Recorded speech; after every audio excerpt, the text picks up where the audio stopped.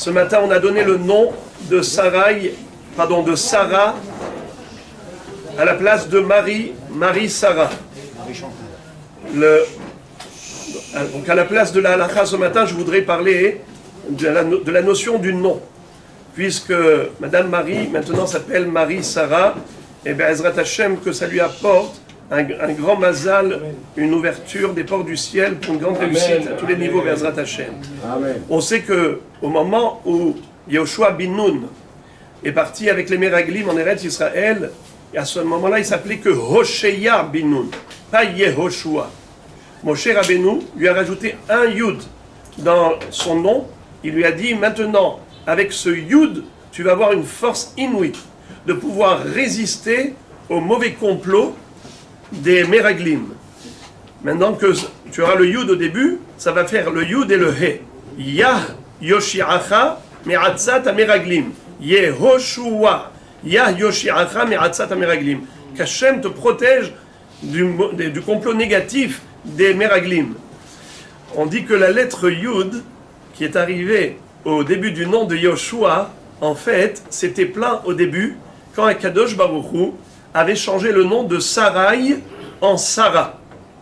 Elle s'appelait au début Sarai, et après il a appelé Sarah. Pourquoi? Pour qu'elle puisse avoir un enfant.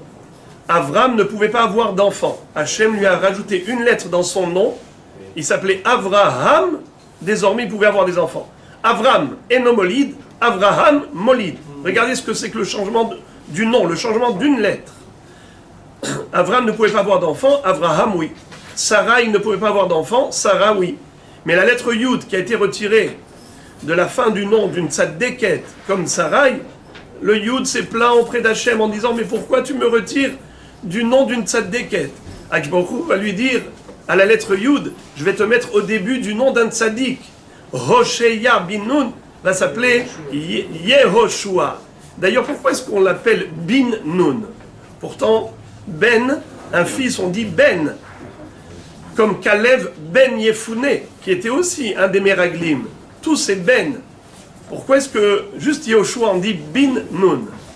Eh bien parce que la lettre Yud, quand elle était à la fin du nom de Sarai, il n'y avait pas de voyelle. Sarai, c'était un Yud sans voyelle. Mais maintenant que le Yud de Sarai est parti chez Yehoshua, comment on écrit le Yehoshua? Ye, c'est avec Sheva. Il y a 2 points. D'où on va prendre les 2 points de ce Yud? Eh bien, Yehoshua ben Nun. Comment ça s'écrit Ben? Avec Ségol. Ségol, c'est 3 points. 1, 2, 3. Puisqu'il fallait utiliser 2 points pour le Sheva de Yehoshua, alors on a retiré du Ben Nun, on a retiré les 2 points pour les mettre en tant que Sheva dans le Yud de Yehoshua. Eh bien, il ne reste plus qu'un seul point qui fait Bin Nun. Yehoshua Bin Nun.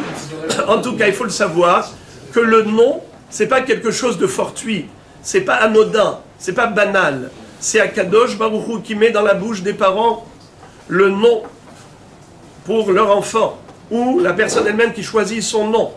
Lechu hazu mif'alot Elokim asher sam shamot ba'aretz al tikre shamot et la shemot. Le Shem, le nom, dans le judaïsme, c'est en réalité l'essence même de l'être. Dans le nom, il y a toutes les forces énergiques de la personne. Pour ça que, quand Adam Arishon a été créé, les anges ont dit à Akadosh Baruch Hu, Ma'enosh ki tizkerenu, en quoi il est meilleur que nous? Akadosh Baruch Hu lui a dit au Malachim, il est plus intelligent que vous. En quoi? Il est capable de donner des noms à toutes les créatures. Et il commence à faire défiler devant Adam les créatures. Et Adam Arishon, Akadosh Baruch Hu lui dit, comment il faut l'appeler celui-là? Par exemple, le chien, Kelev, Kulolev. Toi, comment il faut t'appeler? Adam, parce que je suis Mina Adama. Moi, comment je m'appelle? Il lui a dit, toi, tu t'appelles Adoshem, Adon, parce que tu es Adon Hakol, Hayahove Ve'iye. Les malachim sont restés comme ça, époustouflés. Où est la chokhma de Adam Arishon?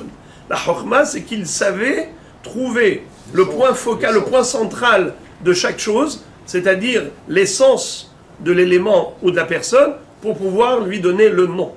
Donc le nom, c'est le reflet de l'existence même de la chose. Alors voilà, Be'ezrat Hashem, nous vous souhaitons, Be'ezrat Hashem, une très grande réussite avec ce nom qui veut dire Sarah, c'est-à-dire la domination. Sar, c'est un prince, Sarah, c'est une princesse. Donc Be'ezrat Hashem, beaucoup de bonheur. Ken Yirah.